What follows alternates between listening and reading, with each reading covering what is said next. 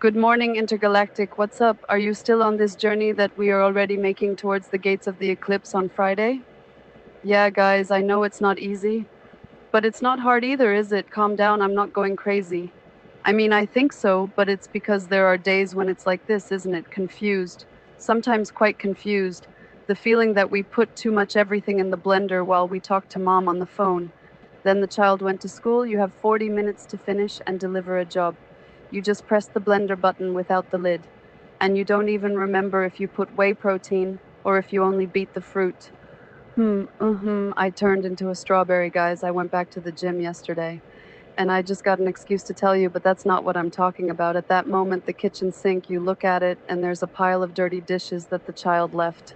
And you need climbing equipment to take care of it. But that's not what I'm talking about. At that moment, the kitchen sink, you look at it, and there's a pile of dirty dishes that the child left, and you need climbing equipment to take care of it, and you don't even know if you put more whey protein in what's left in the jar, or if you give up eating and throw everything in the sink and send everything to hell. Calm down. Try to distance yourself a little now from this scene of ours every day. Because I need to ask you a question. What is the feeling that comes to mind?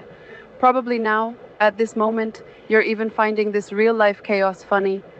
But the real thing is that when this happens, the last thing we do is laugh, right?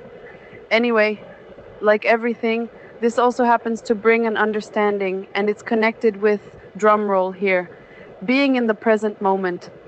Being in the present moment is a great antidote to anxiety. In fact, let's agree that it's everything. This journey through the eclipse, which can already be felt by many people, comes to dive deeper into ourselves and with respect.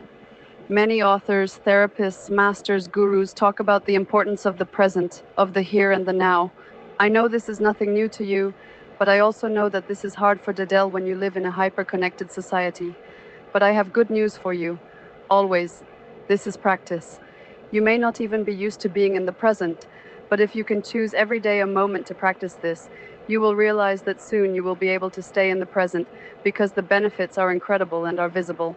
Did you know that nothing, but nothing tires more than our terrible mania of wanting to be multitasking? And of course, this is so terrible that they even invented a little name, gringo, to look like what? More precious. A multitasking skill. Don't you want to put it in your resume? Yeah.